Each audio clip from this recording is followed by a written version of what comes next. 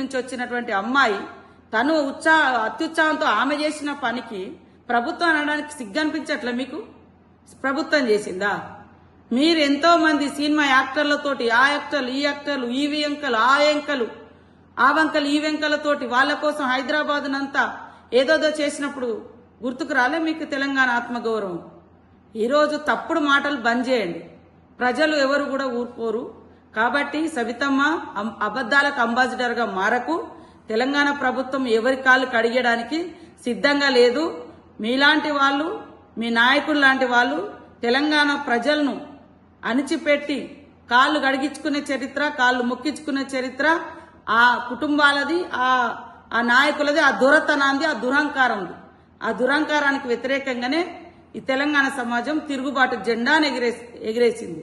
కాబట్టి ఇక్కడ నిన్న జరిగిన దాంట్లో కేవలం మేము తెలంగాణ సంస్కృతి, గిరిజన సంస్కృతి సాంప్రదాయాల బద్దంగానే మేము అక్కడ చేసినాం. కాకతీయుల వారసత్వాన్ని, కాకతీయుల యొక్క పరిపాలనను, రుద్రమాదేవి యొక్క శౌర్యాన్ని, పౌరుషాన్ని అక్కడ కళారూపంలో కూడా ప్రదర్శించడం జరిగింది.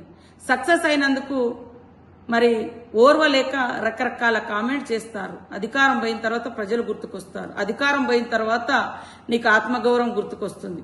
ఏం ఆత్మగౌరవం ఉండేనే నీకు? ఇవంక ఏమని ఆమె తోకబట్టుకొని తిరిగి ఆమె కోసం హైదరాబాద్ అంతా నీట్గా చేసిరు ఆ రోజు.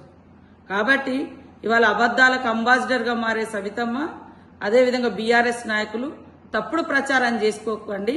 తప్పుడు ప్రచారాలతో మీరు ఇవాళ మీ పరువు మీరే తీసుకుంటారు.